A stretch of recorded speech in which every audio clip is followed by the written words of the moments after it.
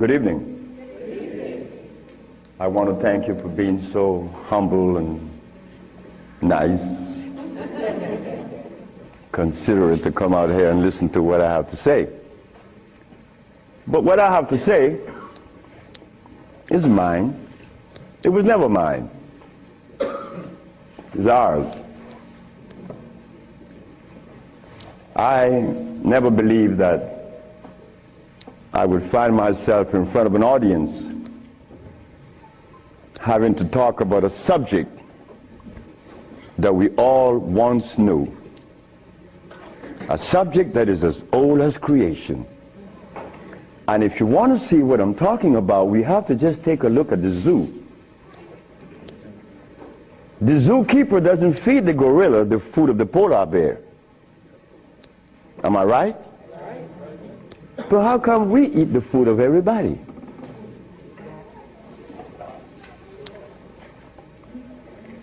We'll begin this lecture by letting you know, first of all, I'm your brother. No more, no less than you. I can't be smarter than you. That's impossible. We have the same amount of brain cells. So how was I privileged to be navigated to this information? I don't know. I don't even question myself. I just like to live. As a little boy, I hated school. That is the truth.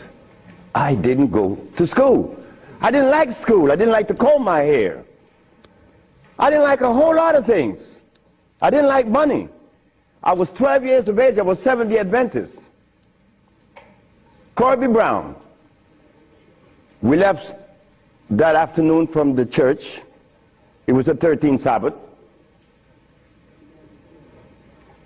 I said, Kirby, how did you like the lecture? I didn't. I said, why you didn't, Kirby? Because they talk about Solomon. I want money. I said, Kirby, but when you have wisdom, you have everything. Well, I don't know what wisdom is now, nor then. But I knew that money was not my pursuit. Kirby said, I want money. We were 12 years of age, 1945. I'm 73 years of age now. In 1994, a young man by the name of Tom Flowers came to me and said, guess who is coming tomorrow? I said, who? Kirby Brown. I said, well,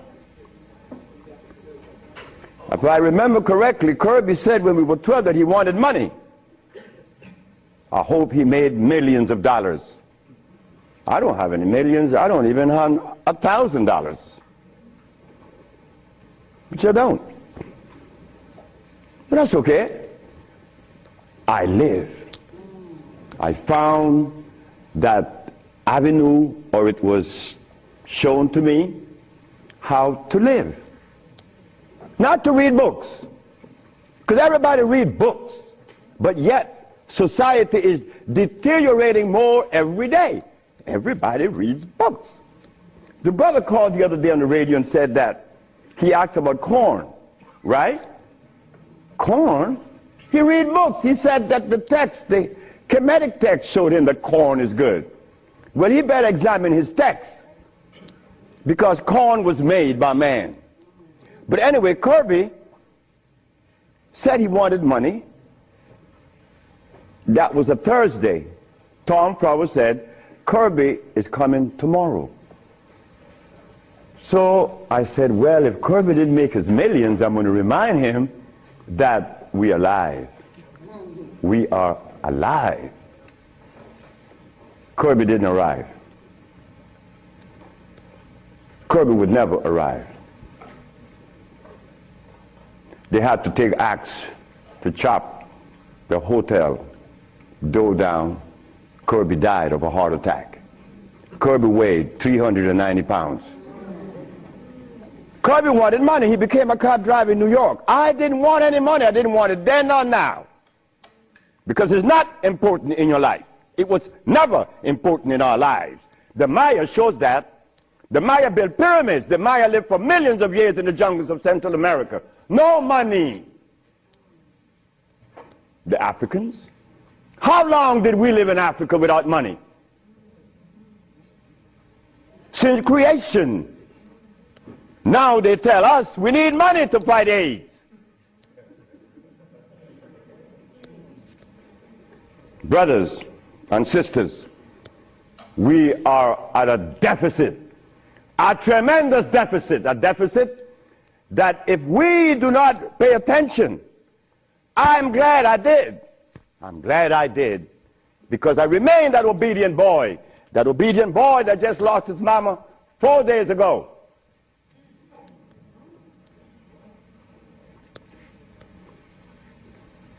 I listen. I listen.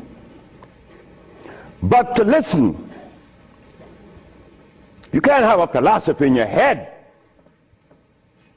If you have a philosophy in your head, you cannot listen to anyone. I was there. I was a Seventh-day Adventist. I listened to no one but those things that came from the church. Well, if I was to listen to the church today, the Seventh-day Adventists, I'd be eating tofu. I'll be sick. You see? I'll be eating tofu. If I had gone to school, I would have become a medical scientist. I wouldn't have been able to cure AIDS, because they do not. They don't cure AIDS. If I had listened to all of the philosophies of Europe, I would have never been able to find the answer to the cure of diseases. But today, I'm going to share with you the African wisdom, the African brain, the African genesis, the African resonance, something that was never taught to us in the schools. Well, why should we expect the school to teach us something that would enhance our growth and save our lives? Why should the school teach you that? When in history has there ever been examples to show that one race of people is indebted to another? That has never been. Then you tell me that the white man is a bigot. The white man was never a bigot. He was never a discriminator. The white man is a person that obeys the first law of nature. Self-preservation is the first law of nature.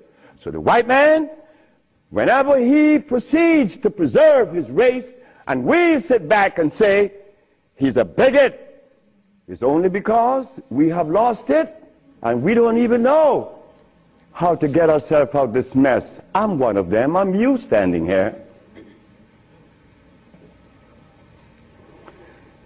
But one day it was to be that your brother would be shown something that would change the profile of things. I left my country, where I was born then. In 1953 to New Orleans, I became a merchant seaman. I was 20 years of age. As a merchant seaman, I became an engineer 5 years later. I'm a steam engineer. Don't ask me how I did that, because that's going to baffle you, because I've never been to school, and I don't read books. I don't read books now, nobody's book. I'm not even going to read my own.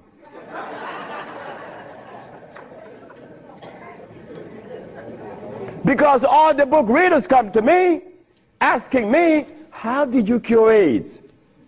But that's like asking the gorilla, hey man, how come you keep yourself healthy without a hospital?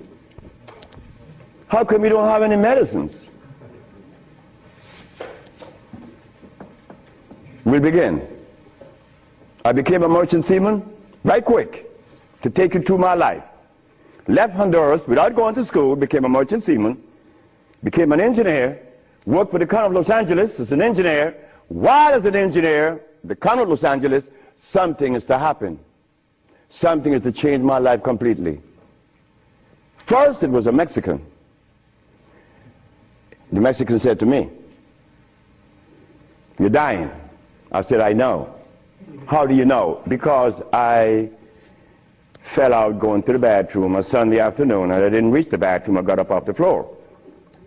Something must have happened between there and the bathroom."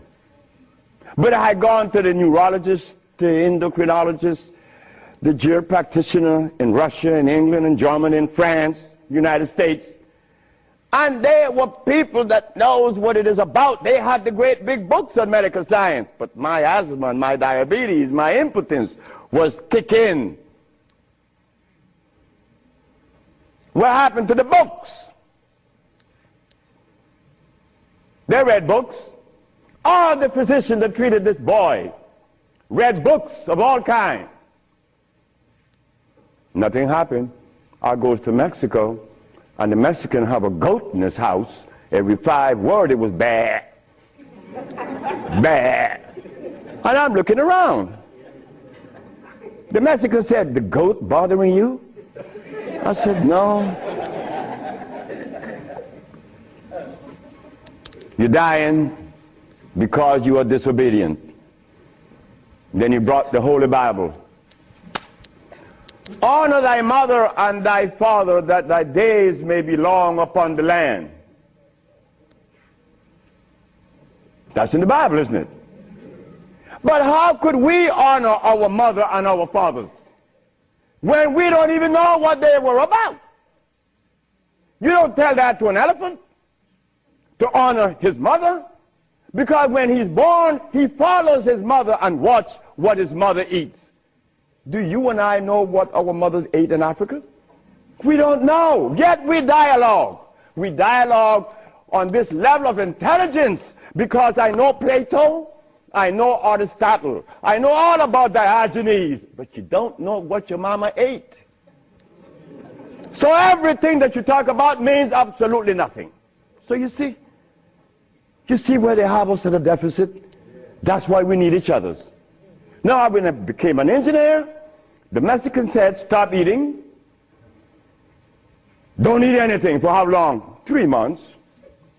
I said, "Are you crazy?" He said, "No, you nuts." You ask me if I'm crazy. You've been eating garbage for 30 years. You've been eating garbage. And I'm going to remove the garbage for 90 days, and you ask me if I'm crazy. What was I eating?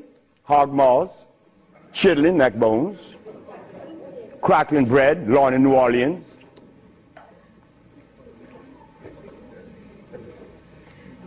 Eggs, because the grown-ups told me when my penis wasn't getting hard, eat eggs, drink raw eggs. And I did, by the dozens. And nothing happened. The Mexican said, "Don't worry about it, don't eat." 90 days later, I was no longer impotent, no longer diabetic, no longer asthmatic, no longer with glasses on my eyes, and this stomach hair was 42.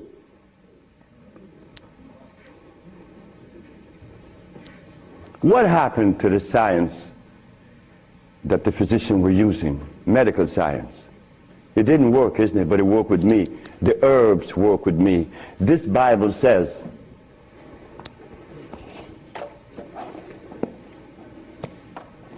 in the book of Revelation, it says 22 verse, and the first chapter, it talks about the herbs for medicine. Am I right? Well, ladies and gentlemen, what could have happened to us that when my brother, who's a preacher for 30 years, was sick, and instead of going to God's medicine, he went to the physician to get a chemical in his arm. My brother died 21 years ago. I'm not a preacher. I would never be a preacher. I told that to my mother. She wanted me to be the preacher. I said, no, no, no, no, no, no. That would be the last thing that I would consider. She said, "Why?" I said, "Because I want to live truth. Even if it kills me, I'm going to live truth." And truth is, the Bible says that the herbs are for the healing of the nations. But the preacher, when he gets sick, he go get a chemical. What is the message he's sending to God? Come on, just be fruitful. Let us be truthful today. If never again in our life, let us be that today. Why do we go to see the doctor to give us a chemical when the Bible says the herbs are for the healing? Why do we go? Well, you're going to soon find out. That's what affected me then and probably affecting me now to a great degree. More than I would ever realize. Because remember, I want to go to the blackboard.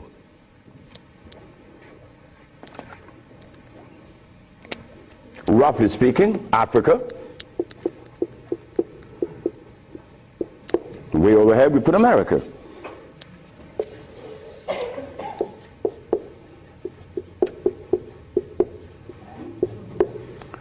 They are 4,500 miles. What happened between here and here? A lot happened. You see, when we were here, without the mathematics, without the ABC, without the sciences, when we were here, we had something to our advantage that we no longer have here. We are blind here. Here we weren't. We were seeing. Why? Because God provided us with everything we needed here. And none of it was comfrey or rice and beans. There were no tofu. There were no soy there. There were no cows. And there were no hogs, no chicken. There were no flour. Those things didn't come from Africa. You see rice and beans and flour and cheese and meat and the starch that you eat, they all came from right here, from a laboratory.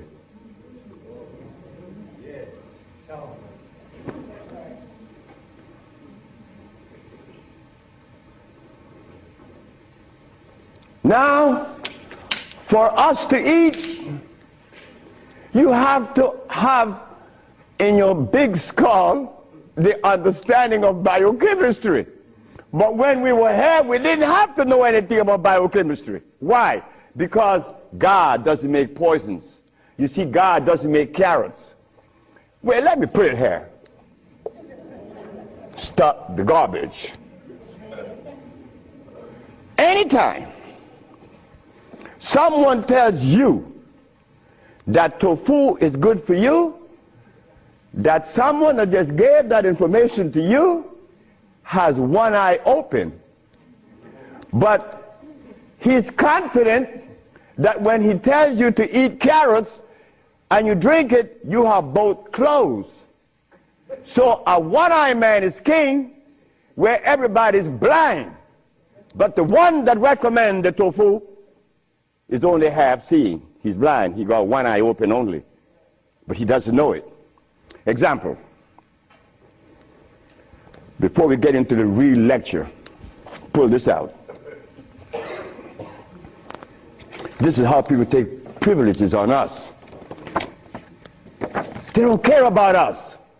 They bring us information that, oh God, that's why the rest of the world laugh at us. Because they know that we have both eyes closed. Here it is. Moringa. Moringa has 23 times the iron in spinach. Spinach has iron? No, because spinach, let me take my time because there's a whole lot of information. I don't want to jog it up. Anything that has a pH of 7 plus is alkaline. Anything that has less, 5, 4, 3, 2, 1, is acid.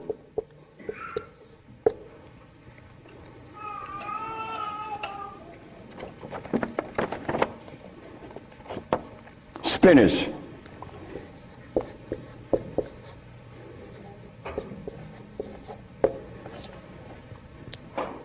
Acid. Why compare moringa with spinach? When spinach has a starch base, it has no iron.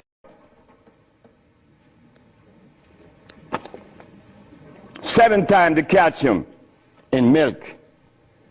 Milk has calcium. Well, I stopped drinking milk 42 years ago, and I could fall on my knees. You drink milk with moringa, because they said to mix it with milk and some pages hair, you're not going to fall on your knees at 73. You're going to leave your knees down there. 11 times vitamin A that you find in carrots. Carrots has vitamin A. Carrots belongs on the acid side of life.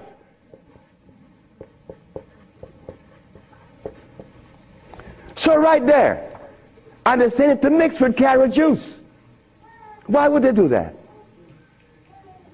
Then up here, they talk about the Ayurvedic system of medicine recommends moringa.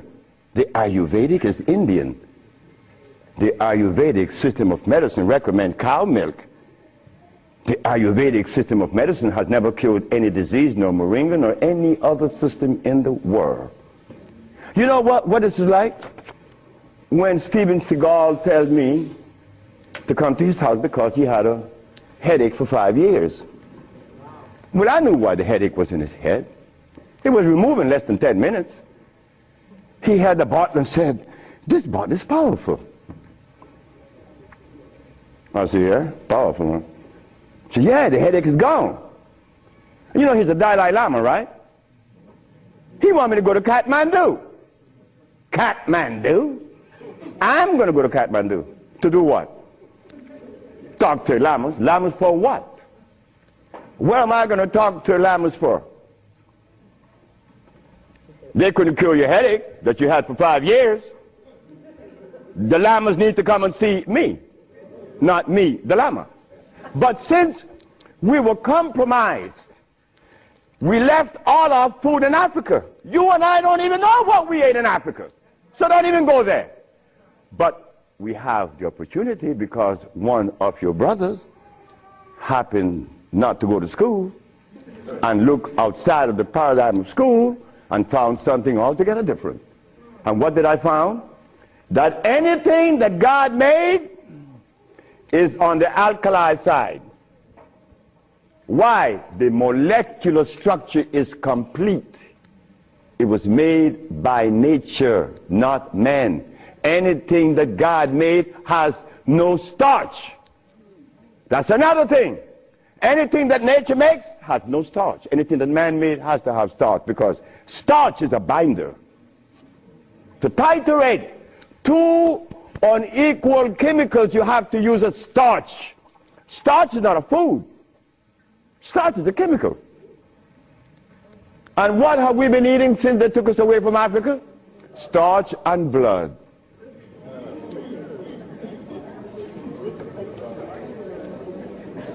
Starch and blood. We didn't eat blood in Africa. Gorilla doesn't eat blood. He eats leaves and berries.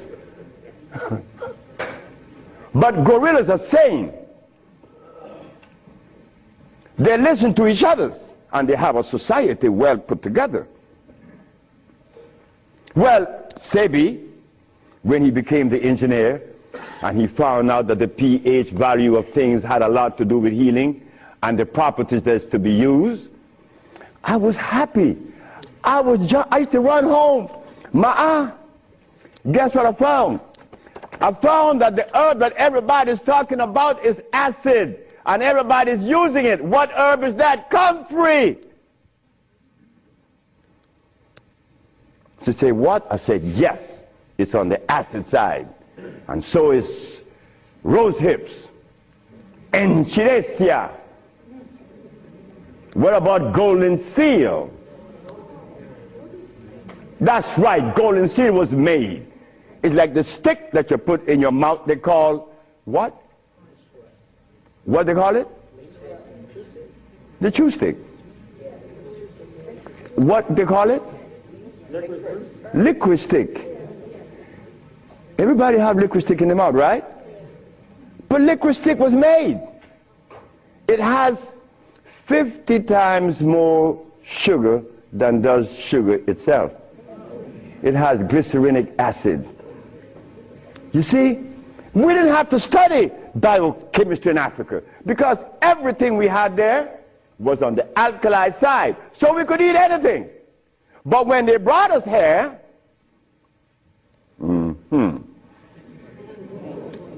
put some clothes on now. And after they put the clothes on you, come here, boy. You got to get in front of this classroom. You have to learn this ABC stuff. But hold it now. Gorillas doesn't take their cubs to be trained by polar bears. Gorillas train her own cubs. The gorilla way.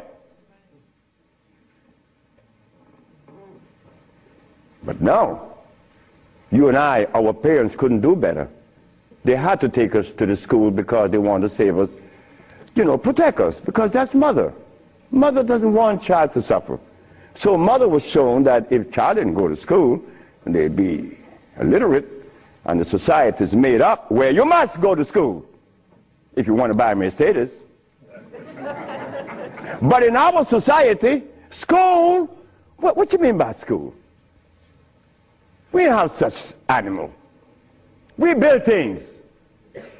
And those who've been to school can't even build the pyramids today.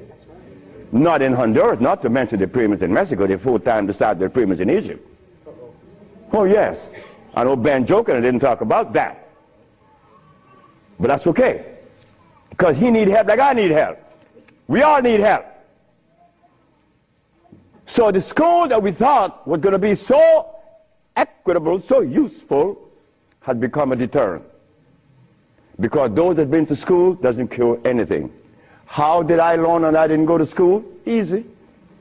We baby-aged kids, we don't die. Right? We do it. I'm not wiser than you. I may be more mischievous than you. I know that because I do some mischievousness that you would not believe. But anyway, as an engineer, I went to work one night and I began to test herbs.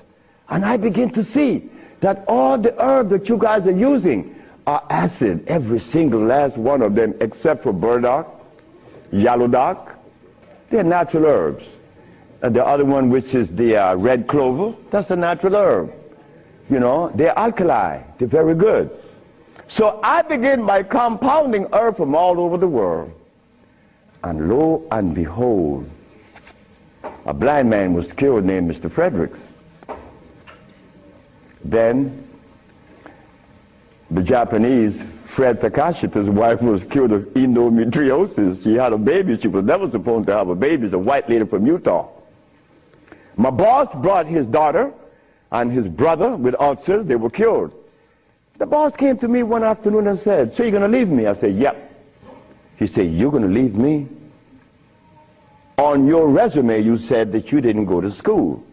And the only reason why I hired you is that I was curious to find out how could a man have an engineer license, never been to school. I wanted you to fail. But instead, you did something that is extraordinary. Are all black people like you?" I say, "Brett Howell," his name is Brett Howell. "Are all black people like me?" I say, "I'm the dumbest." "Yes, they're all like me and more powerful than me." "But how come they're not doing what you're doing? You killed the blind man. You killed my daughter of ulcers. Could they do that?" I said, "They could do it better than me. But why aren't they doing it? Because they're afraid of you." I'm not afraid of God. I'm not afraid of the devil. I'm not afraid of anything, especially you. Because I don't live in fear. So I say, "Brett Howell, the black man of America is afraid of you white people because you guys made him afraid of you. And you should not feel good about that. It's not about me hating white people, loving black or hating black. It's about understanding. Nobody's going to help us but us. Nobody in this world, whether white, black, Chinese, or Arab, could help us. it's impossible for them to help us. Why? Because they don't know us. They don't have our genetic predisposition. Look, as a Christian, I used to eat pork. Of course I eat pork, and I love it. But as a Muslim, I eat lamb, which is 10 times worse than pork.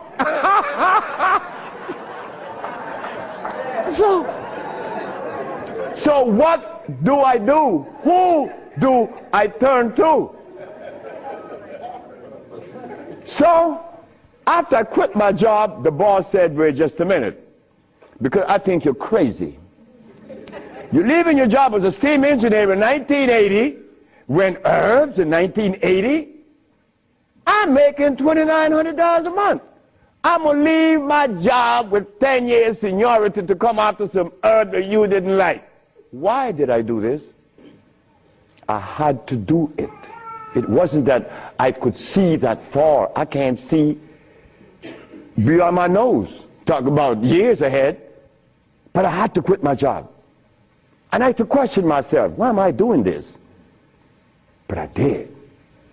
And 1980, the boss is looking at TV, 1987, on the 10th day of February, and he see CNN, Alfredo Bowman, a.k.a. Dr. Sebi, is arrested for practicing medicine without a license, selling product not approved by the FDA, and claiming to cure AIDS and other diseases, which is a fraudulent claim.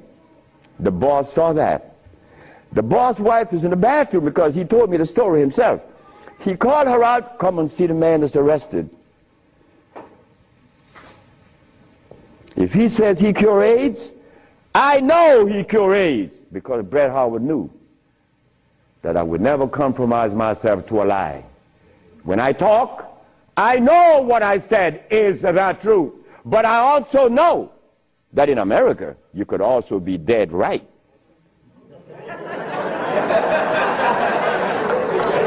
But it doesn't matter. It does not matter. I'm 73 already. They kill me tomorrow, it's all over with. I rather reach 73. My brother, who was a preacher, he only got to 50. But I stuck with you, the black woman. That was my success. You, the black woman. I always kept my eyes on you. Nobody else, not the maid, because I'm one. We don't do nothing.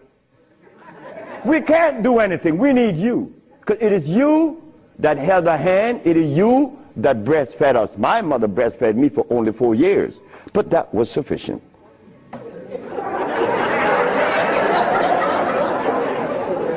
In 1962, two statements was made in a barbershop. 1640 Claiborne Avenue, New Orleans, Louisiana. Timothy Barbershop. Tim Barbershop. Ernest Moriel walked in there when he was a lawyer. And every time Ernest came in the barbershop, we used to jump on Moriel. I mean, we used to kick him around the place. Moriel said, you see you niggas? One day, I'm going to become mayor. And I'm going to remember you, Alfredo. That's me. The big mouth. I'm going to have you in jail. Ernest became the mayor of New Orleans. I was in Los Angeles, and the most hurting thing in my life was when I heard that Moriel had passed with asthma, a disease that I used to suffer with, that I was cured of in Mexico, and that I have addressed so many times. Moriel died. Ernest Moriel. Then another statement was made by me in that same barbershop. I said that I would give the black woman a gift. Brother said, Logan said, Sapphire? I said, yes, Sapphire, your mama. I said, she was the first, you came out of her. She held your hand. She teach you everything about the basic things of life, and then she cut you loose. Now she worth nothing. She's Sapphire. I'm going to give her a gift. 1962, that statement was made. But 1962, I was sick. I had asthma, I had diabetes, I was impotent, I had everything under the sun. But in 1964, I was cured, and years went by. Then I found out this is the gift to the black woman. The healing that I found is in your hands now, black woman. Yes, it's in your hands. So in 1987, I was arrested. And while I was in jail, I was the happiest man in the world. Because when I was 40 years of age, I was going to work, and I passed by Miss Louise Wright's house on my right, and I made a statement: I'm going to help humanity. And here it is. 1987 is the showdown. I was arrested. All of the people in New York that were healers, I don't need to call their name. They say, yeah. They got the big mouth. They were angry at me because I put an ad in the Village Voice and the Amsterdam News and the New York Post. AIDS has been cured by the USHA Research Institute. And we specialize in cures for leukemia, sickle cell, impotence, blindness, cancer, and others. Well, after all, I did it. Shouldn't I advertise it? You should be glad your brother's doing that. Because now you have a chance to share in the bounty, right? That's the way I felt. So I'm in jail and I'm wondering, how is the American Medical Association going to escape from this one? You see, in the past, herbalists, when they talk, shh, gotta be quiet. Gotta talk under the table, because the physician may get you. The FDA gonna get you. But we seem to forget the one basic thing. When they remove us from Africa, did they bring our food with us? Did they? Well, how could the FDA have such kind of power over us now? Come on now, just wake up to it. So I stood in jail thinking, how am I going to do this one? This is going to be a heavy number, but it's nice because I wanted this moment. I wasn't going to back down. What you mean, back down?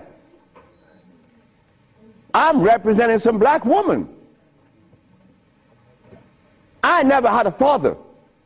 I never had a man in my confines to tell me something. No, I never had a stepdaddy. I had a woman. And then another woman, my grandmother. My great-great-grandmother lived to 124. Her name was Elizabeth. And she lived 70 years without a man. My great-grandmother lived 112. She lived 68 years without a man. My grandmother died at 100. And she lived 50 years without a man. My mother died 5 days ago. And she racked up 40. My mother died while I was coming to see you. I didn't turn back. You know why? The relationship with me and my mother was one of love. And she would have never wanted me to be there. My brother told my mother when I was about 10 years ago, he told her, yeah, you didn't like me. You didn't give me any love. You didn't give Fred any love either. That's me. So my mother said, what you say? You gave all your love to the pastor, not to Fred and me. My mother said, like, Fred, are you in on that? I said, ma'am, this boy was talking garbage. See, he told me he's serious. I'm never serious. I don't know what it is to be serious. I hear men talk about seriousness. Well, I don't know what you do with that. But my mama said, raise your hand up and open your fingers. Which finger would you elect to take off of your hand? I said, none. She said, thank you. My mother turned to my brother and said, you said that I didn't give Fred any love. Fred, you wanted my love? I said, nope. Didn't want it. I didn't need it. Because my mother knew if my mother ever interfered in my life, I would be upset. I was in the streets by the river all the time. My mother all mother knows the child that need her love, her attention. But she love all. But she knows the one that need the attention. I didn't want my mother attention. And she knew it. But my brother said that she didn't give him any. But the boy went to the 3rd grade. He owns a fishing fleet, he owns an ice factory, and he owns that she didn't give him any. But the boy went to the 3rd grade. He owns a fishing fleet, he owns an ice factory, and he owns a fleet of planes. And he said that his mother didn't give him love. You see how we could easily make mistakes? Okay. Mother is mother and will always be mothers. The greatest gender on the planet. So while I'm going to court now, and I'm standing, the judge said, get the man out of jail, and I went to his chambers. Judge Shorter said, young man, you mind if I ask you a question? I said, no, sir. Why did you advertise that you cure AIDS? Well, sir, my mother's alive, Africa exists, and my face, and I would never offend any of the 3. That's why I advertise that I cure AIDS. He turned to the woman at the desk and said to her, ask her, did you investigate this man before you arrest him? She said, no. Her name was Phyllis Spay from the Attorney General office in New York. She said, no. You didn't investigate this man before you arrest him? This man, the response he gave me, he cured AIDS. But AIDS is the easiest thing to cure. People think that AIDS is difficult. To me, everything is easy, and to you it should be too. And I'm going to show you why it's so easy. So the judge said, well, you're out in bail. And that was February the 12th, I got out of the 13th. But the case doesn't begin until 88. September. I have a year and 8 months. Why the judge gave me so much time, I would never understand. So I waited. Trial date. This is where the showdown with black and white. Not better or worse. We are not better than any white man or Chinese, no. We just happen to be different. That difference has never been treated by any religion or philosophy. There is a difference that needs to be understood. So while I went into court, the judge said, well, Dr. Sebi, will you please begin? Where do I begin? Begin where you say you cure AIDS and the physician say there's no cure. The physicians are 100% right. There is no cure for AIDS or any other disease. The judge said, just a minute. There's a contradiction here. The newspaper says that you cure AIDS. Then you agreeing with the physicians. That's a contradiction. No, it's not. When you're limited, it is. But when you leave out the box, it isn't. She said, help me. She said, of course. The physician take the position that there is no cure for AIDS or any other disease, and the physician are 100% right, according to their philosophy and their perspective. Their medicine didn't show them a cure. So how could they say that there is a cure? But the perspective that prepared me, there is cure for AIDS and every other disease. Oh my God, when I said that, the physician jumped up. Your Honor, Dr. Victor Herbert said, Your Honor, what other perspective could there be? After all, you know, this patent on us, the FDA has a patent on us. You cannot talk. The FDA talk, you shut up. Oh yeah? Well, I'm going to find out. So, the judge said, what perspective is yours? Dr. Victor Herbert, Dr. Bonanno, and Dr. Christopher said, how could there be another? I said, there is another, Your Honor. And what is the other? The African bioelectric cell food. I've never heard of such a thing. That's what the physician said. He have never heard of the African bioelectric cell food. I said, of course. But we have to remind the good physician that he have not heard of a whole lot of other things. But that doesn't deny the existence of the African biomineral electric cell food. What is it? Okay. The allopathic claim that there are multiple diseases. The African biomineral balance negate that position. There's only one disease, never been two. The allopathic claim that to treat the multiple disease you must use a chemical, which is violating God. Right? The African biobalance said no. It's a nutritional approach, electric food. Your Honor, I told you that this man was insane and unscientific.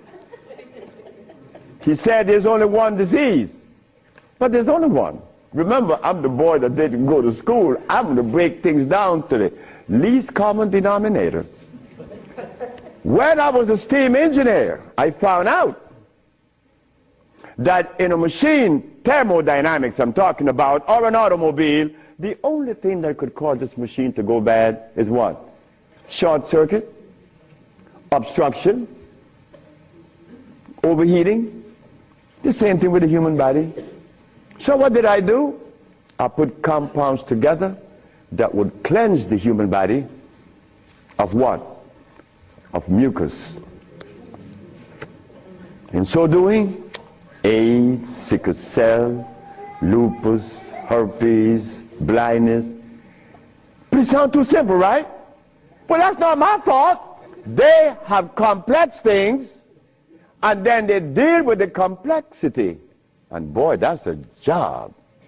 But with us, on our journey from Africa to America, it was easy because the slave master had a ship and brought us over.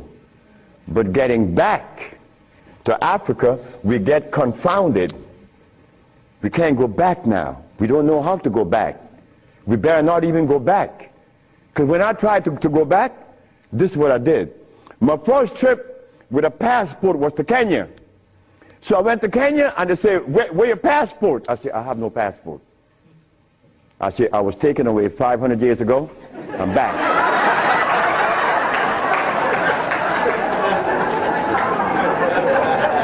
When I left, I didn't have any passport. So why are you asking for a passport now? Is a passport African?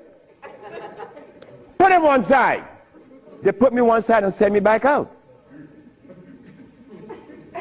But you think that was bad? That wasn't bad. Wait. May I have that? I go to Africa. I go with my wife and I said, well, boy, I'm happy. Girl, we're going to liberate Africa. We're going to do something for mother country. I go and I saw Dr. Parinyatwa in Zimbabwe. I said, Dr. Parinyatwa, I think your problems are over with. Not only Zimbabwe, all of Africa. Here is Hospital Vicente di Antoni, is an Italian hospital. Department of Blood and Laboratories. Oswald Zavala, HIV positive on the 25th of November of 1993. 17th of January of 1994, HIV negative. This boy named Alfredo Lagos, this from the Red Cross, the Honduran Red Cross. It says here that this boy, it doesn't show any date of which he contracted AIDS. Why? Because he was born with AIDS. But down here it says he's negative on the 19th day of January of 1995. Another one. This one caused a laboratory to call for me. I thought it was funny. This is the next one, the other one. His name is Alex Suarez. On the second day of January, this boy of August, he found himself with HIV positive. On the 19th day of August of the same year, 17 days later, the boy is no longer HIV positive. So they called me for what? I don't know. because I know they're not going to change it. Now, this one you're going to like. This one is from the San Diego Public Health Laboratories.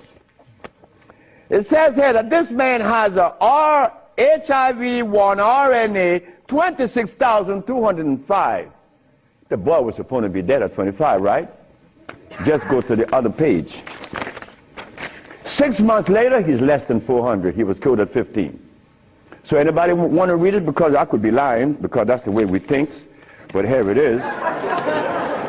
No, that's possible. I could be lying. Here, young lady.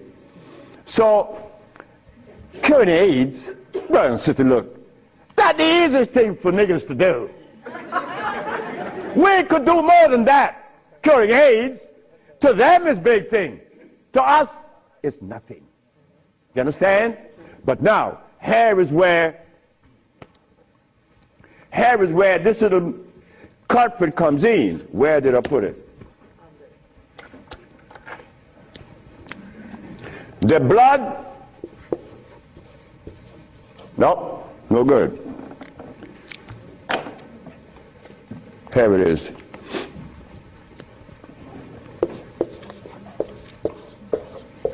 Blood and starch.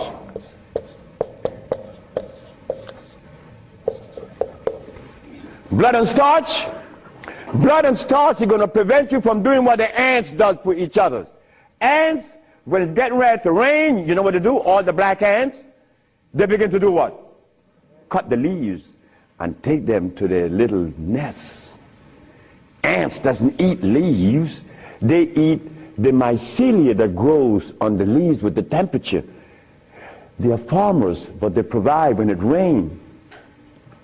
Red ants does the same. But we black people, we can't do that. Because when your brother showed the world that he cured AIDS, why didn't the African countries jump on it? All the African people eat is blood and starch, nothing else. But that is the Africa that you and I dream about. The Africa that we want to save. The Africa that we all love. I found out that there isn't a president in Africa that is interested in the cure for AIDS. Not one. No, I'm sorry. Only one. I'm not going to name the country because I may jeopardize the country. Because the one thing I learned, that when you begin to talk favorable about a country or individual, they're going to soon get him. That is a fact.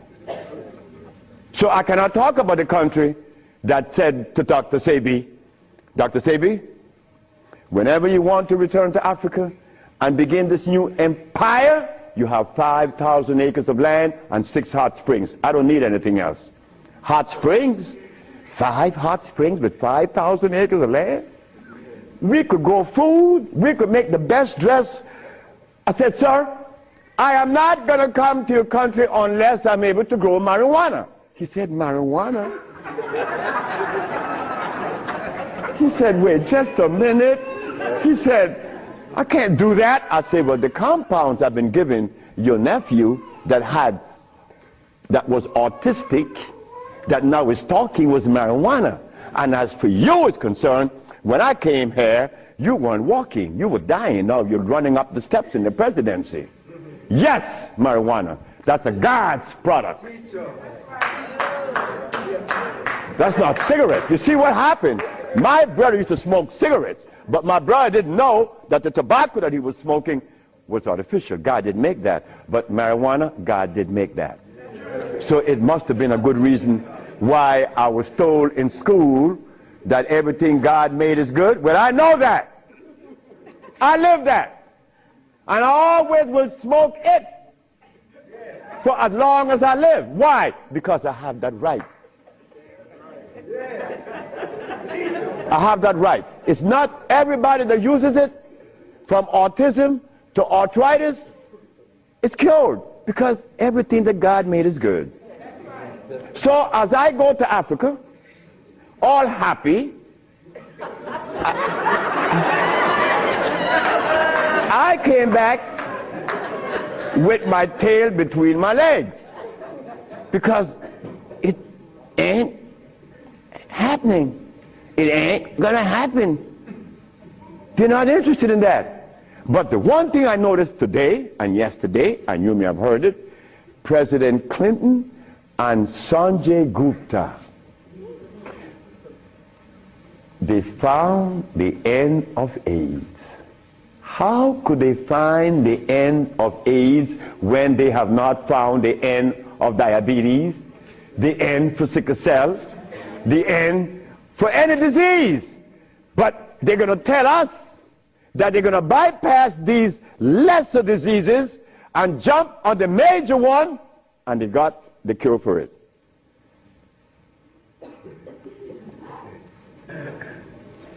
I got documents to substantiate that I cure AIDS, right? So what's up? What's up? Well, I'm going to show you what's up. When I was in Zimbabwe, the Department of Health said, why do you come to us saying that you could help us? And your leaders in America didn't help you. My leaders in America? What do you mean by that? They mentioned Minister Farrakhan. I said, just a minute. I don't follow any man. I follow women. And I don't follow sick people. Because if I follow sick people, then I got to be sicker. I go to Brazil. They say, why don't you, if your leaders didn't help you, why should we? I say, my leaders, again, they brought these leaders in front of me. And they mentioned something like Al Sharpton and Jesse Jackson. I say, oh God. I say, why you all ask me about these people? I never knew of Jesse Jackson or Al Sharpton or Oprah Winfrey promoting something that is equitable and good for the black community. That's never been. What they could do is march. That I know. But why do you ask me about it? I'm asking you, why can't you incorporate this in your repertoire? You said me, I have no leaders. My leader's my mama. The biggest testicles that anybody I've ever seen, they was on my mama. So don't ask me about leaders. I don't follow leaders. I never was part of that thinking. I don't need anyone to lead me someplace. So now I'm asking you, what do we do now? I cure AIDS. Are you going to call Oprah? You don't need to. She could advertise 1 million pieces, broken pieces, right? But that's fine. But she cannot advertise the cure for humanity. But there's one little dude that got himself in trouble. And he was totally unaware of what was going to happen. This little dude, I'm home with my wife, enjoying myself, a Sunday afternoon, looking at TV, somebody threw a rock on my window. It's Randy Jackson. What is it you want? My brother want to see you. Your brother? Michael? Okay. I went. Well, he's sick as hell. Well, I treated him, and he got cured. He saw it, and he was encouraged to take me to the Rayburn building on Capitol Hill. Oh my God. This is going to really confound you. Michael Jackson took me to the Rayburn building on Capitol Hill on the 31st day of March? April. No, of March. March. It was March. 31st day of March of 2004. I said, why are you taking me there? Because you cure AIDS. I said, but what makes you think that they are interested in that? What makes you think that the world is interested? I don't care if it's any country in the world, they are not interested. Especially Africa. They were never interested. AIDS isn't killing Africa. Hepatitis C is killing Africa. All of West Africa is red line for hepatitis C. What you talking about? But they're Muslims. So they have to eat the Muslim food, which is goats and lamb.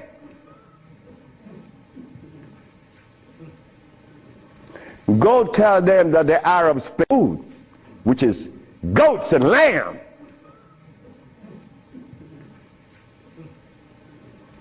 Go tell them that the Arabs played a trick on their brain.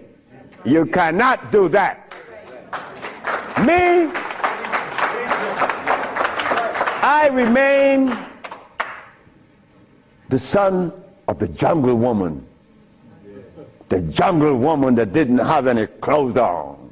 Yeah, I am her son. I stuck with her and she liberated me. You have to hear this.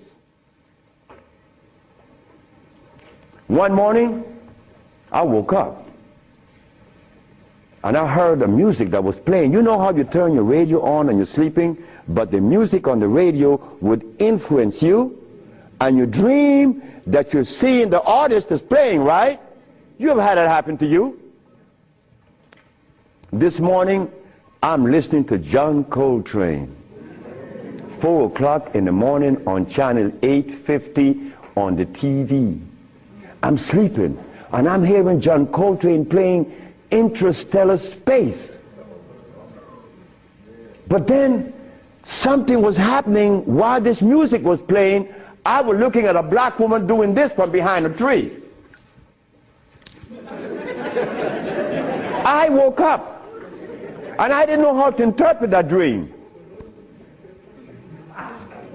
But then I was leaving that morning for Los Angeles. As I got to the airport, the governor was there. The governor said, "That's him. That's the man that cured Alcida of leukemia. That's the man I'm talking about." The governor had a lot of people around him. So I went. I was leaving for Los Angeles. He was leaving for the capital. He didn't know that we were going to meet that morning. So they was talking to me and asking me questions. Finally, 2 men that were standing away from me, they were white men from the United States. They came up to me and said, "Well, we have heard of your miracle cures." I said, "Sir, I don't even know what a miracle is, especially perform one. I just happen to cure leukemia. That's not a miracle. To you it may be. Because your school of thought have you to believe that curing these diseases is one great big feat. No, it's simple common sense. I'm an African. Now this is where the naked women are going to come out. They said to me, "We have heard of your miracle cures, but have you been saved?" You see? Right there, I consider that an imposition.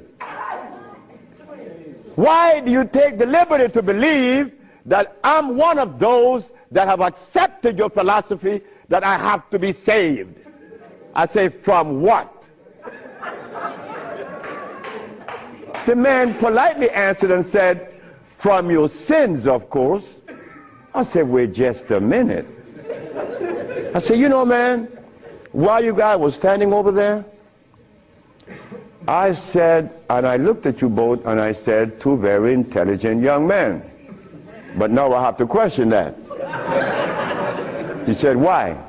I said, "Well, because the color of my skin should have prevented you from asking me that question, have I been saved?"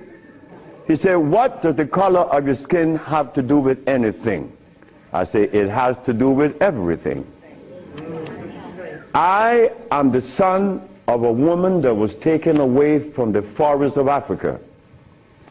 To begin with, she didn't have any clothes on. But she didn't have any alcohol.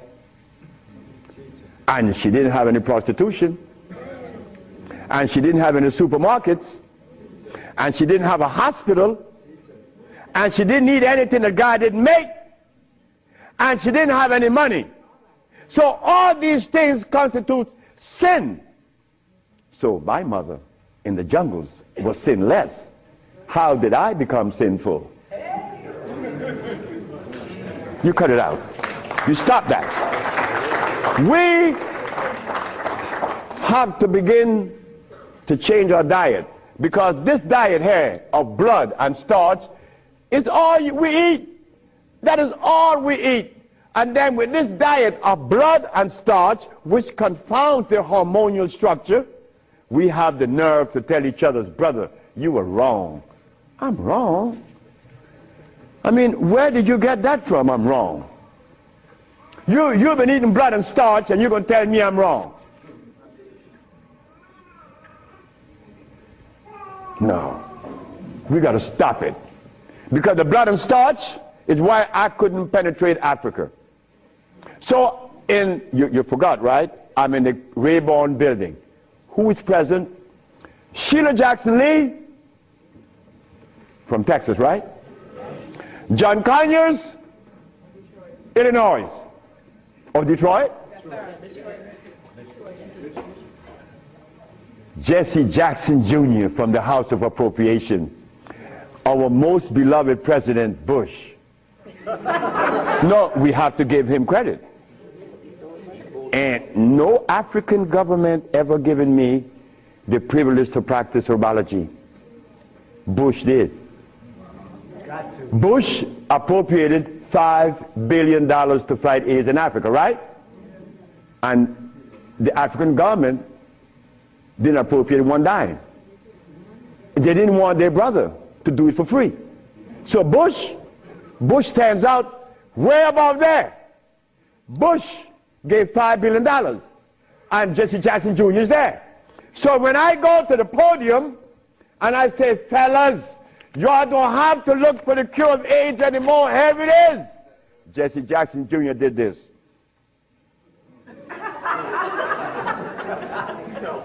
I said, I'm going to talk about this. I have to write about this in my book. Because you, not me, but you and I believe in the leaders. We hope that they could do something, right? Well, they had a chance. So 17 African ambassadors, only one came to me from Mali. The only man came to me and said, Dr. Sebi, I have to respect your position, and I appreciate your position. You have proven that you cure AIDS, and I would like for you to go to Mali. But that's not the country I was talking about previously. He just presented himself that day.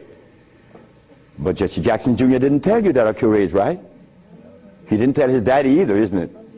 And Miss Sheila Jackson Lee didn't talk about it, right? And so did John Conyers. So who gives a damn? You see? But that's good. That's good. We don't need leaders, isn't it? So we're going to do it. Because we're doing it now. Because those black women I'm talking about, there's one sitting there. They are going to tell the world we cure AIDS. But last night, Clinton and Sanjay Gupta is on CNN talking about the end of AIDS. How about the end of sickle cell? How about the end of lupus? How about the end of herpes? How about the end of blindness? They didn't find those, but they find the end of AIDS. How is that possible? Are we going to buy that too? Are we going to let them continue to say that there is no cure for AIDS when your brother is curing it? So we are guilty. We are the one that's guilty, not the leaders, because they're sick. All the leaders are sick. You can look at them and tell they're sick. So we have to forget about the leaders, right? So which animal in the forest follows a male? None, right? They all follow females. So how did we begin to follow males? I mean, that was the most, look, the one thing I wanted in my life was a woman laying by me as my significant other or my wife, that she didn't have a God or a devil in her brain. That woman is sitting there. Because I could not have a woman laying by me and she worshiping something else. I mean nothing to her. No, you worship you. That's who you worship. That's who we worship in the forest. And we were doing quite well because none of us, her children, could talk about how long did our parents live in the forest of Africa. You don't know. For millions of years since creation. Did we have money? We live a perpetual vacation. Now I gotta wear this stupid suit on. When I didn't have to wear any clothes. But now just to live, I have to have a $15,000 suit on, a $5,000 shoes. I have to have all kind of stuff on me. And then I qualify. I qualify. Do you have a master's degree? Man, I didn't go to school. Oh, put him aside.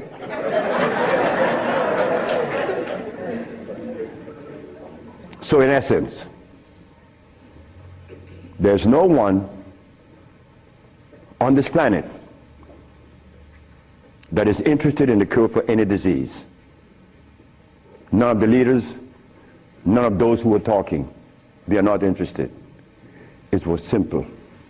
It was understanding that is alkalinity that cures, not acidity. And any healer that comes to you with these things, like adding carrots, like moringa, it says here, one of the things that I are careful with, it says here, if you add carrot juice with it, it's going to help you. But just a minute, carrot was made by some dude in Holland. It's very acid. So this moringa knows that you have both eyes closed, so I could sell you anything. We don't want that anymore. We don't want to tell stories anymore. We don't want to protect the stories anymore. But you see what happened? When you have been healing or call yourself a healer for 20 or 30 years using comfrey and rose hips and recommending tofu, and someone comes on the set and says that you may not be quite right, man, you get off there. You begin to get crazy. You begin to go crazy in that person because you have invested 30 years and people know you, and now you can't turn back and say, I was wrong. Well, I was wrong. And it was one little lady, 94 years of age, named Mrs. Holloman. I was along with the rest of the healers. I was reading these books by Jethro Kloss, Alma Hutchins, Indian Herbology of North America, Myers, Christopher, also this other named Shooks. And they all have calcium in it, so I had to believe that, right? And I went to Mrs. Holloman. I said, Mrs. Holloman, you got to drink carrot juice. She said, sit down, boy. I think you're crazy. I think you're out of your mind. I'm 94 years of age. I don't wear glasses. I don't need you to come and tell me to drink carrot juice because I know that carrot is a poison. I was in Rattan, the island of Rattan, and a woman was listening to me talk, and she asked me, what is the best breakfast in the morning? I said, I don't know. She said, a glass of hot water. I know she was right. The sister was right. So in essence, all of the hoopla about AIDS was just noise. We've been curing AIDS since 1984. Why didn't you know about it? The media didn't let you hear it, right? Jesse Jackson Jr. didn't talk about it, right? Well, I think in the book I have to mention his name because this is what's happening. They're lying to us. And we have to stop it. We have the cure for every disease in the world. We, the black race, is responsible. Not the white, not the Chinese, not the Arab. The Arab need help. They need help now. All Arabs need help. Because there's no way in the world where you find the highest incidence of eye problem like Arabia. Because they eat lamb. But could you go and tell an Arab to stop eating his lamb? It's like going to tell someone that uses cocaine, stop. Then you're crazy. Like going to Africa and tell a Maasai, hey Maasai, you only live 47 years, man, and you're going to die because you're eating raw blood and starch. He's going to chop your head off. And he should. Then we go to Guinea, and my wife came to me running. She said, the young man in there with his wife, he's 19. And she's complaining he's impotent. At 19, she said, yes. My wife came with it. What happened? We asked the boy, what does he eat? He eats cassava. Cassava?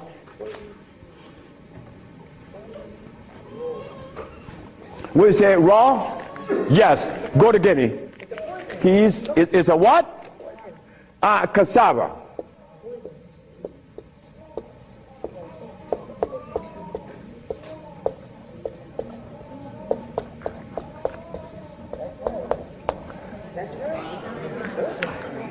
I want you to go to any African country and tell them, no, just ask them, please, why do you eat cassava? Oh, this is African. This is from history. Hey, African, I know you've been bamboozled too, because cassava is not a product of nature, nor of Africa. Cassava is a starch that needs the aid of a man to grow it. Cassava cannot grow by itself, and it has cyanide. But the cyanide has already affected the brain. He cannot think for himself. It's like talking to a Haitian or a Brazilian. In fact, the only country that I have ever visited that have people dark like me, but nobody in Brazil is black. Brazil.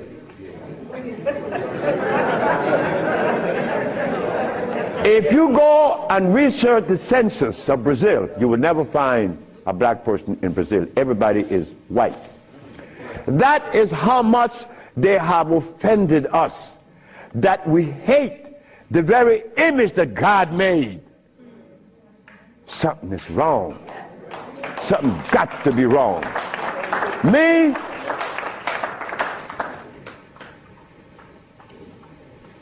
I was a very good Christian, and a very good Muslim, a very good Buddha. And I wanted to join the, well, I don't want to mention it, but anyway, I was a good everything.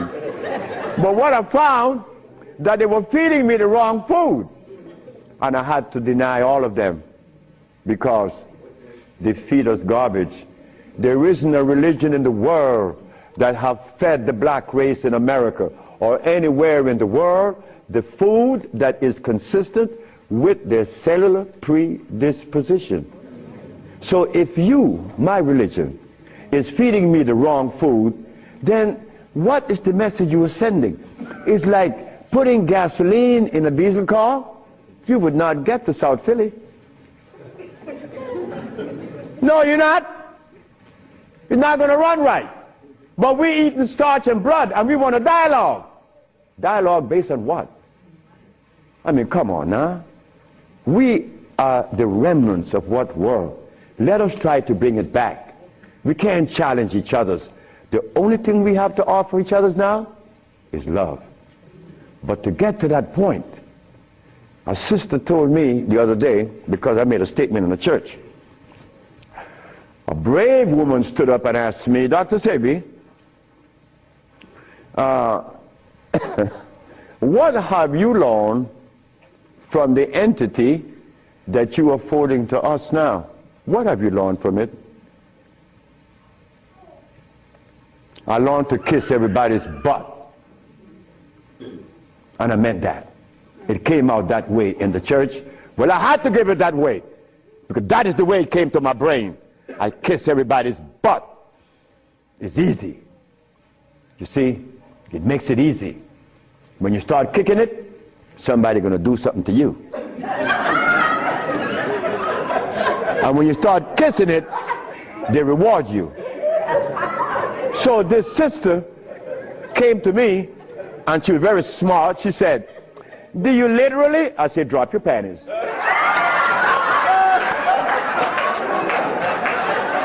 Well, I came out of a woman's vagina, I could kiss her rear end. That's easy, isn't it? Is it easy?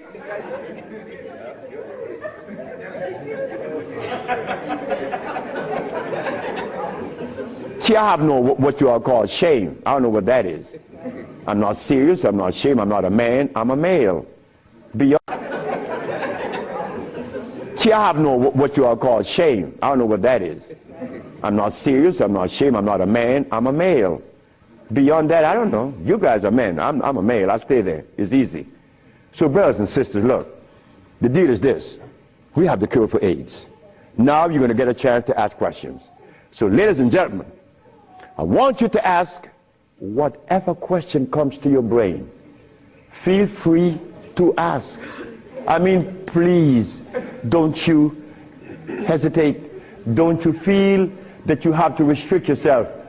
I know Brother Adis is here. He may ask a few. I'm glad to see the brother, you know. Brother Adis is a brother I've been knowing for years. Stand up, brother. When I saw the brother the other day, I was very encouraged because the brother looks good. Yes, sir. I appreciate the brother. The brother looks good. The brother, I remember him and Sultan and Kwasi in New York. I would hope that Kwasi would come. And a bunch of other brothers. It was a bunch of us brothers. We were in love. New York was, look, we were in love. There was a love that we used to share that was so nice, so warm. But none of us, or all of us, understood that we couldn't follow anybody. Because if you start following one, you have to dislike the other group. But I'm a black man, I have to love everybody. I have to love Muslims, I have to love Buddhists, I have to love Christians. So if I have to love everybody, then I'm going to make it easy. I ain't joining nobody. Because I have to love everybody anyway. So it makes it easy. So now we go to the question. The sister and then you, another, yes. Good afternoon. Is it necessary to circumcise the male child? Again, sit down. The sister asked, is it necessary to circumcise the boy, the male child? Well, who started that? European. Who? My last little girl was born. I said, you're not, I told her mother, if this child is born and I'm not here, you will not cut the navel string. Okay? You understand? Listen to me now, Fanny. You will not cut this baby navel string. Okay. And I'm going to tell you how to do it. When the baby is born, you put the baby on your chest and let the baby suck your breast. The placenta is going to come right out. You put the placenta in a bowl and put some flowers on it. Keep the navel string attached to the baby until the placenta. 4 days later, it falls off the baby. You throw away everything. No cutting, no stress. No, it isn't necessary to circumcise, because I was never circumcised. It was you. Next. I was intrigued by you before and was very successful with it. But I'm a backslider and I want to know, what is the cure for AIDS so I can get back on track? She said that I treated her before and that she was cured, but something happened. I don't know. She wanted to get back on track. And the next question about how do I cure AIDS? Well, I have a daughter now that's 21, and she's the key to beautiful things. She's the daughter of this woman. Her mother hated me, and with all rights. The woman was right. Oh God, she was right. I have 2 wives in the same house, and this woman is in love with me. Oh God, this nigga is crazy. He's a Solomon. Nigga, look, you are a jive, MF. Her mother cursed me out. She cursed me out, and I'm standing looking at Miss Margaret, and I could see the hurt in her eyes, because this woman is in love with this man that already have 2 wives in the same house. Boy, what do I do? And I find myself in this triangle here and don't know how I got in it. But years went by. No, she got a baby, she got pregnant, they kick her out of the house. But that's okay. She had the baby little girl, Zave. Zave grew up. Zave was 19. She cured her mother, her grandmother, of diabetes. The little girl that this woman didn't want to come into the world grew up to cure her of diabetes. Last month I got a notice from the mother that Zave just cured a woman in New York of AIDS. How do we cure AIDS?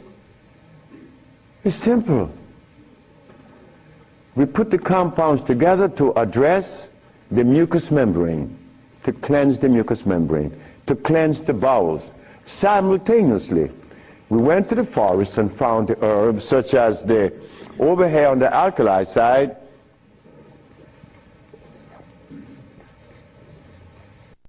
sarsaparilla is an herb that has the highest concentrate of iron. Fluorine, iron. Guaco, that is a plant that has, I thought I had a stick with me because I'm always chewing on it. This is guaco. Guaco is a plant that would definitely strengthen the immune system because it is iron again. But it has potassium iodide, no, potassium phosphate, not iodide. Iodide comes from the ocean. Kankansa, that's an African plant. Kankansa is an African plant. This plant has one of the highest concentrate of what? Potassium phosphate. Those are just few of the plants. We use about 40 some odd plants to cleanse the body, strengthen the immune system, and electrify the system, because you want to electrify the body. That's how simple we cure AIDS. We cure AIDS. We don't treat AIDS.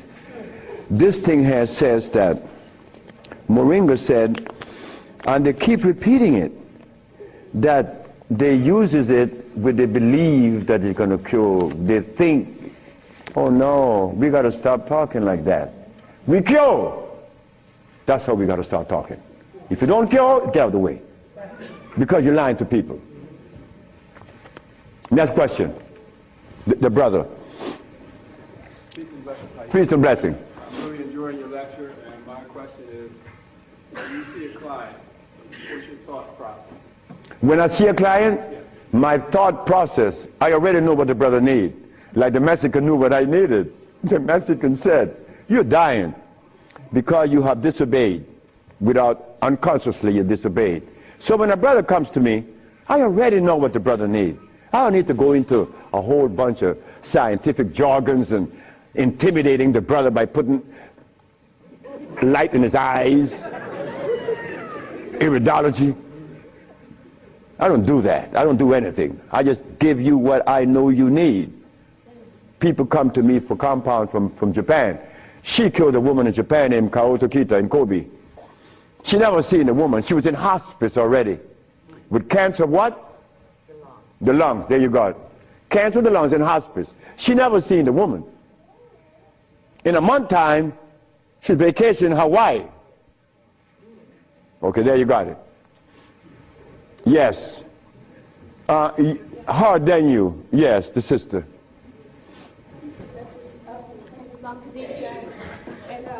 I have a sister who she was diagnosed with Alzheimer's, and she's been in my care for 2 years. I do have her on a fresh food diet, all organic foods, all raw foods, and I'm seeing a big improvement. But I feel as though she needs some other things. And what else can I do to help her? Alzheimer's. She has Alzheimer's, yes, sir. Okay, Alzheimer's. That's a brain problem, right? Remember what I said? There's only one disease? Okay. When you have mucus in the nasal passage, it is sinusitis. When you have mucus in the bronchial tubes, it's bronchitis. When you have mucus in the lungs, it's pneumonia. But now you have mucus where? For you to have Alzheimer's, where is the mucus? So we have to remove the mucus from out of the system, especially the brain, but then we have to feed the brain. That's where biochemistry comes into play. the brain. Like if the sister was suffering with rickets, that's bones, right? So we have to address calcium. If she had leukemia, it would be blood, that's iron. But now she has Alzheimer's. She has mucus in the brain, which prevents the brain from receiving what? Oxygen. Now, what is the brain composed of?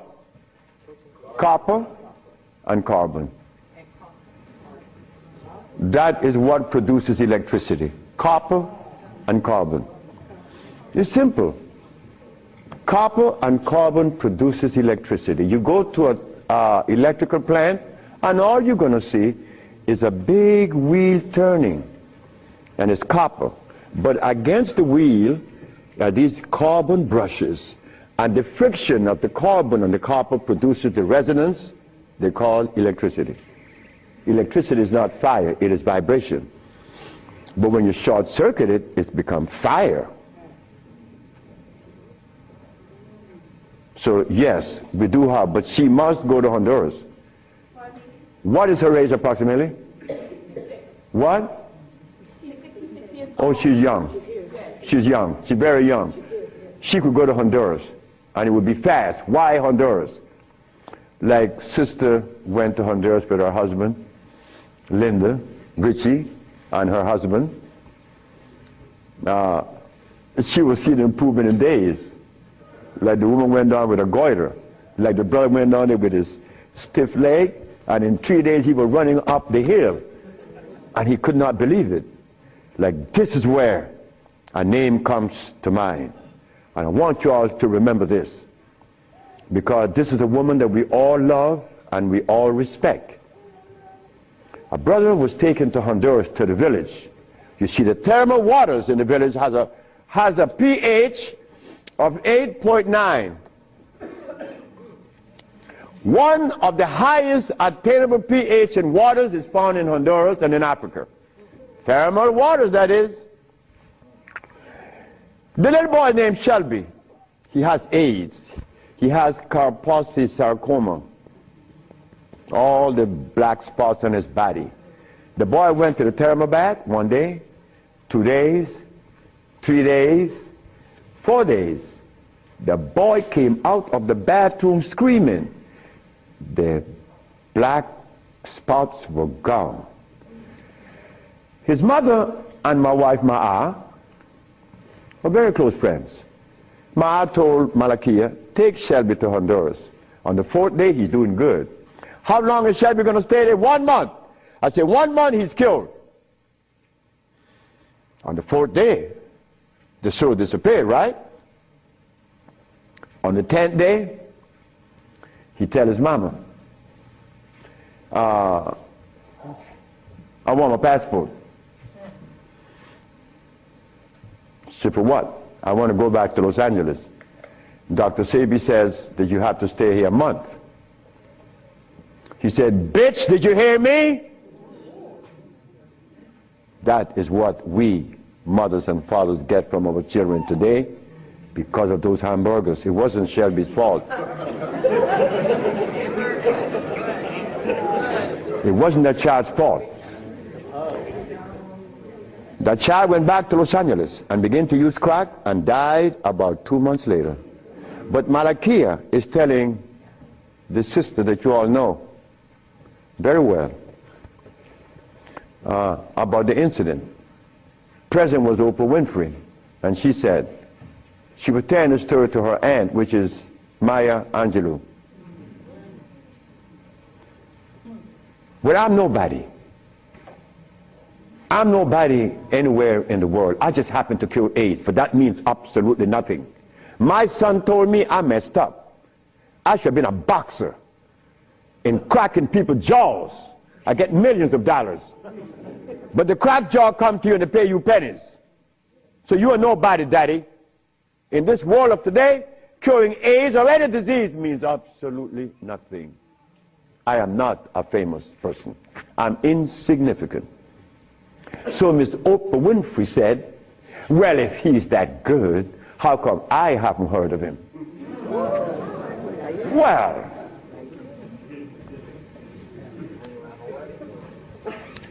I'm not famous. Oprah Oprah. It's white. Oh.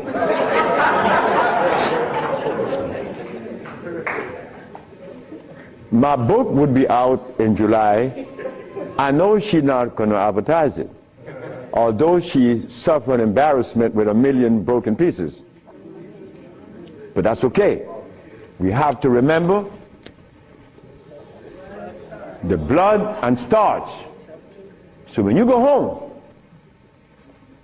you remember the blood and starch, because that prevents you from liking you, from loving yourself. Because I was there. I was there. Did I want to blow my brains out once? Yes, I did. Well, why was that? I was stressed. I was eating blood and starch. But when the Mexican came and said I was wrong, I listened. And here I am, 42 years later. Do you see the benefits of this? A Mexican came to rescue me, to rescue you. So we cannot.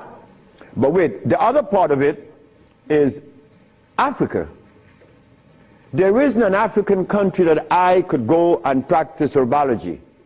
But why did Bush, who all of us think, or most of us think the man is bad, how come I could practice herbology in the United States?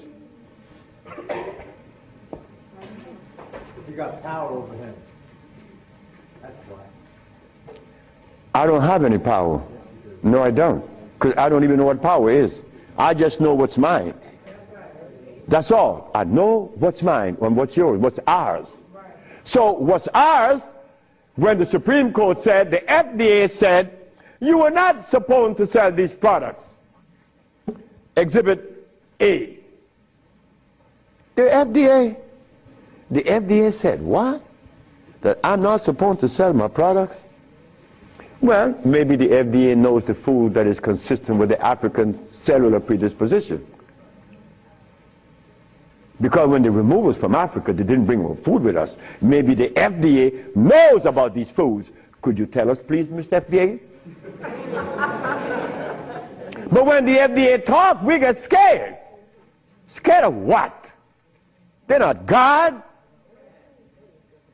You understand me? No, I don't have any power over nobody. I don't want that.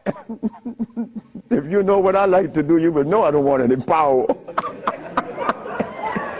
the brother in the back. Hepatitis C. Yes, sir. Mr. Charles Fisher. Who is Charles Fisher? He was the manager for LL Cool J. That was my second case of hepatitis C. Yes. What is hepatitis C? The liver has been stressed. Right. Beyond.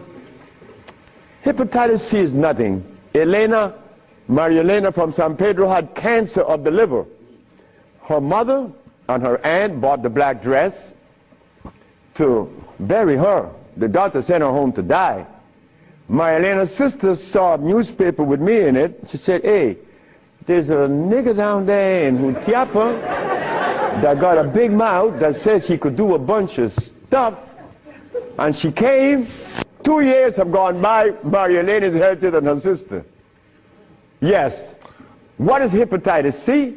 It's when the liver has got so toxic and loaded with what? With poison. Blood and starch. So we clean it, clean the body. Because you have to clean the intestines, you have to clean the liver, you have to clean the blood, because all of these have been affected. Yes, brother, we have cured many of hepatitis C. So what herbs would you use, doctor? It's not an herb, it's a therapy. Therapy? It's a therapy that we have. Okay, I was sort of encouraged to, what's that, interferon. Interferon? Yeah, I was encouraged to be... Brother, interferon is something that's been on the set for 25 years, and I have been curing AIDS and sickle cell and lupus, herpes, blindness, and paralysis. Interferon doesn't do that. Interferon is a chemical that is derived from the penis of a brother.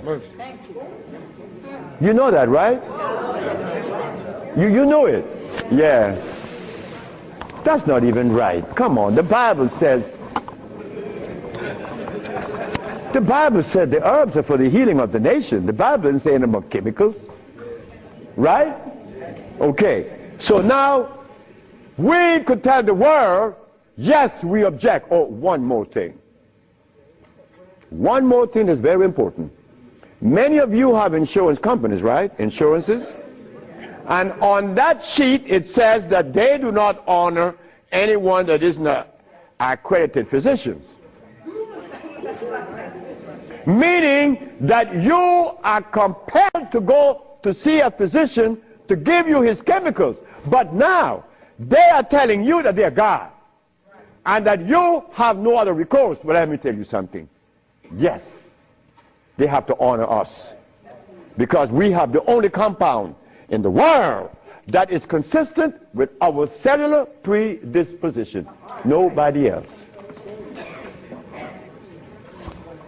Can you give us some foods that are alkaline? Food that are alkaline. We could begin with mushrooms. We could begin with mushrooms, quinoa, quinoa, quinoa, quinoa amaranth,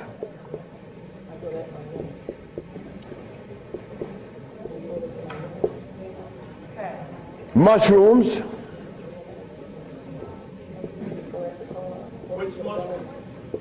portobello, crimini, also oyster mushrooms. Many people are of the opinion that oyster mushrooms or mushrooms are fungus. What is a fungus? A fungus is something that grows on you and eats things up. Mushrooms are the product of mycelia. This is a network that nourishes. I have cured many diseases, psychological problems, with the Stropharia cubensis. So let me tell you something. Mushrooms are very good. They're high in potassium. Yes. And then the next, wait.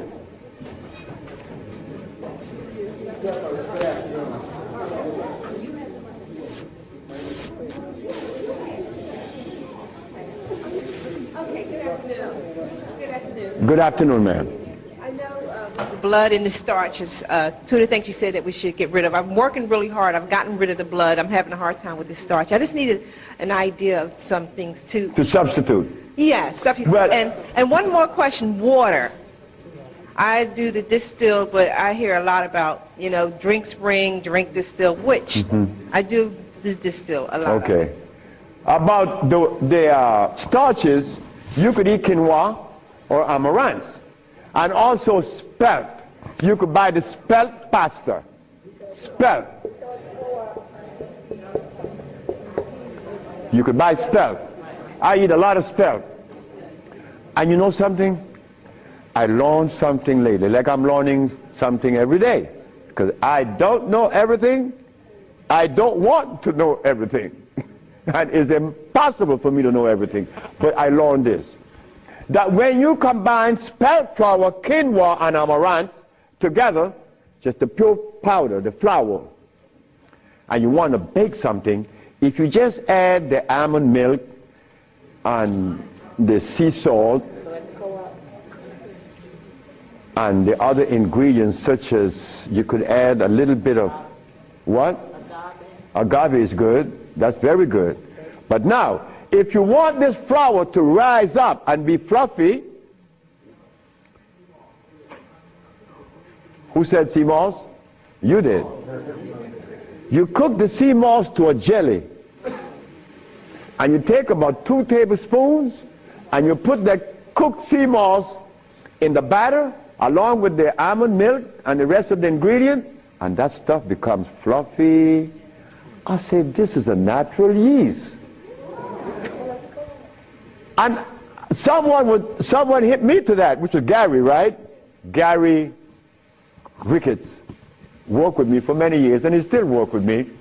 And he put that together. He made a waffle. Oh my God! I used to go to Gary's house in the morning just to eat his waffle. But his waffle was sweet because he used to put the maple syrup in it in the batter. And then he makes the waffle. You didn't have to put any maple syrup on it after that. It was delicious. And in the morning, okay, just let me go quick through all. Peace, Dr. Sebi. I wanted to know if you accepted practicums, internships. What's that? Internships, like practicums, to come and learn. Well, I came from Honduras, You come from Honduras? No, I want to practice. I want to know if I could have an internship. Study with me. Oh, if you want to. I know you say black woman is key. So Oh, as a student? Yes.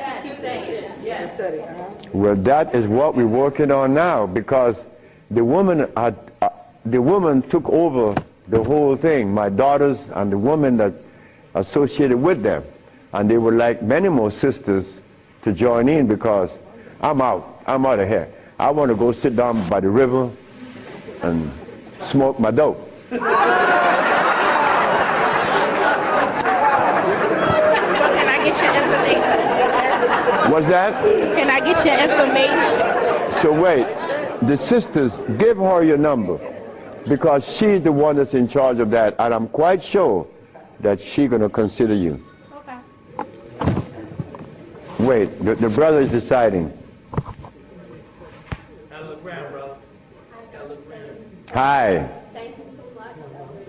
Thank you for coming. Yes. My name is Justine, and what I want to know is, how do you get rid of fear? How to get rid of fear? Yes, fear. Ha ha! There ain't a nigga in the world as scared as me. And you want me to tell you how to get rid of fear. But you know something about fear? Fear.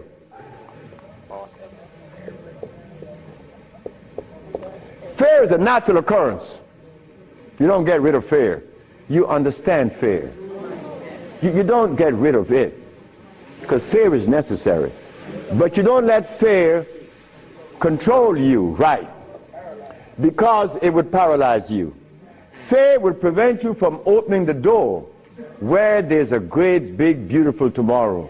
Fear, you see, when I was insane, to a greater extent than I am now, I was placed in a psychiatric ward in New Jersey. And they were right. But what they didn't know, that I was aware that I was sick. I was also aware that I would not take any of anything that they gave me in that hospital. But there was a man that, you know the swinging doors, right? A swinging door is a door that opens both ways, and you're going to swing it. And every time he came to his door to go inside his room, he used to stand there.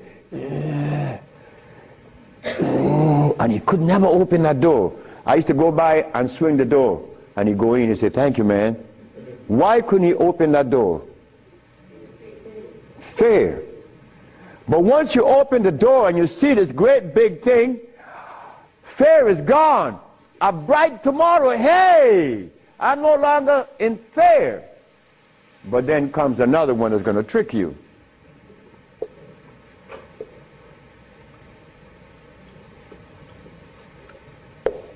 What that surety? Is E? All right. Surety. Surety make you do this.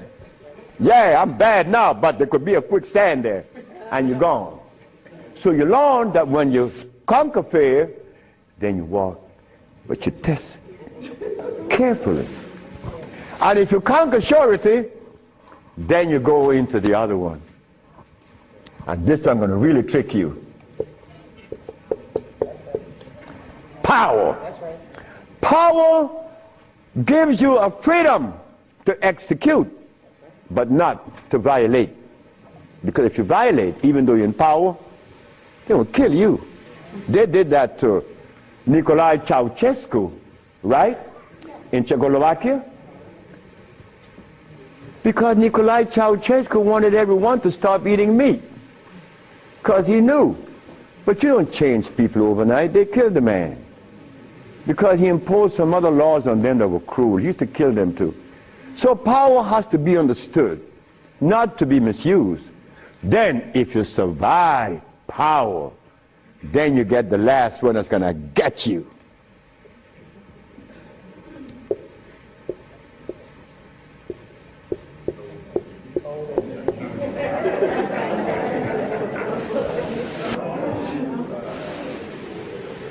So you see, it's all about peace.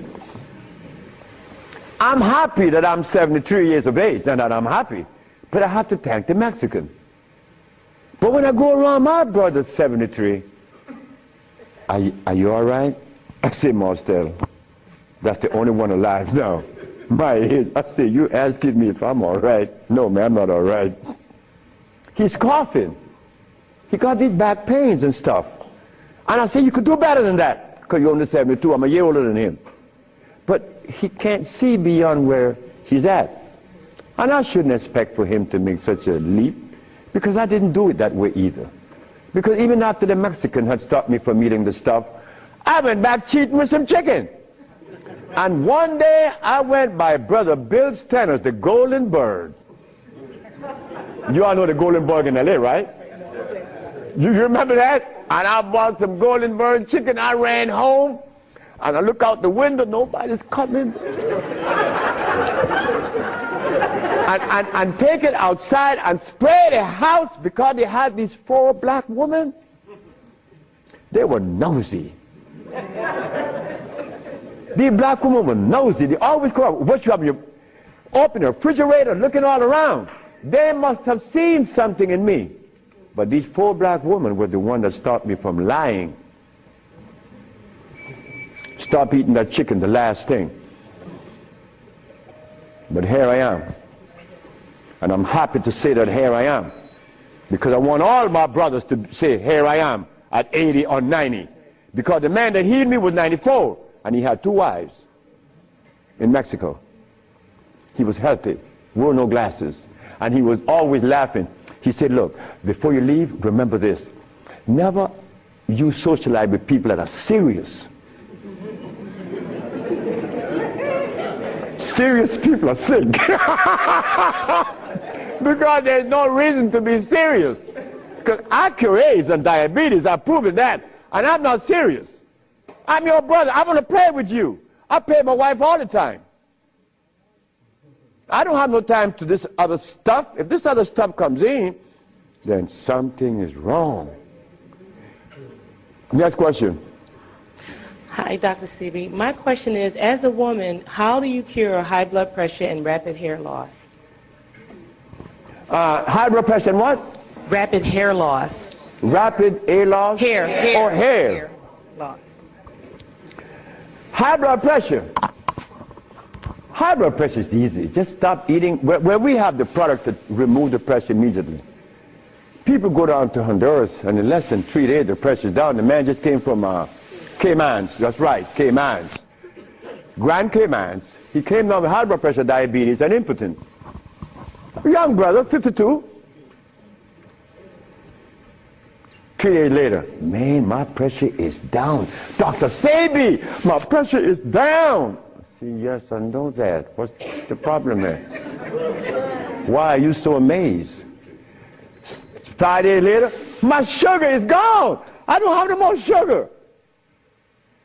And then, on the 10th day, he come with his girlfriend telling me. I like to see that. Because I was impotent. And these old folks in Honduras was telling me to drink eggs and wine and meat, cheese, butter. And the Mexicans say, you're crazy. Stop eating, and you can get all the sex you want. Stop eating, and it happened. So brothers, if you're in trouble, stop eating. And there's a product outside, they call it Viento. Brother, I don't care how much in deficit you are, you will be out in less than 24 hours. I know. I have to be abreast with that because my wife is 20 years younger than me. I can't allow this woman to get ahead of me. You understand? And she looks good and she's youthful. So I have to maintain energy. And I want all of you brothers to understand that that stuff that we eat, wait. Just draw this for you, that we will see what it is I'm talking about. Because this is important.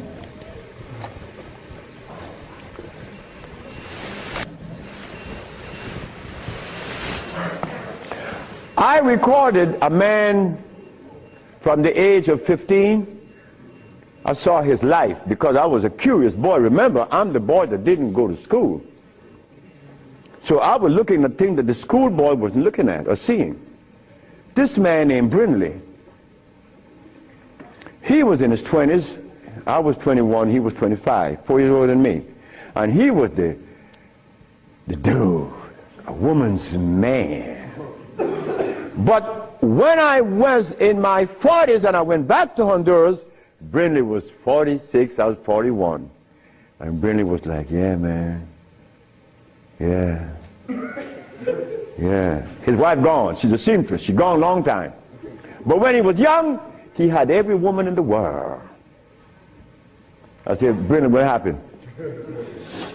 Man, you know, I'm old now. I said, hey, nigga, you're 46. I'm 41. There again, what is old? What is old? Old is when you get to my age. 73, nigga, you old. Sure, I'm old. If I had a big belly on me and I wore these glasses and I was hooked up to a machine, and no woman wants an old sick man beside her. So brothers, look, stop eating blood. Because when you get to my age, you want to be healthy. You want to be playing with her, right? Sure you do. Why not? She's your companion. You want to play and laugh with this woman. Brindley couldn't. Why?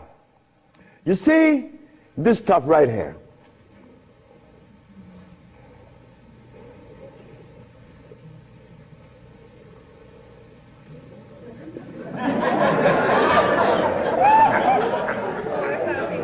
This is what a man plays his manhoodness with. His penis. Yeah, I'm a man. But in here,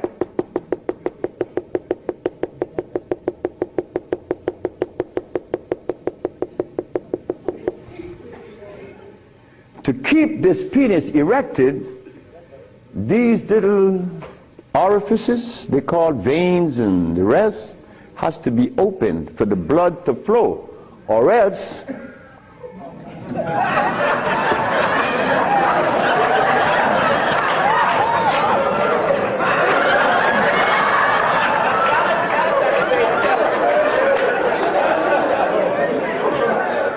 you think I can't talk about it?